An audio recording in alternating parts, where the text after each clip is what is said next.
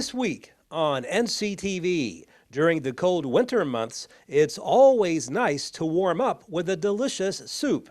We'll see what Kelly Burgess is cooking in the kitchen.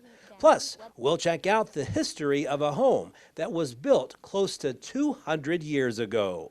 You can watch both each day at 6:30 in the morning and at 12:30 in the afternoon. You can also tune in at 5 and 9 on Monday and Wednesday evenings.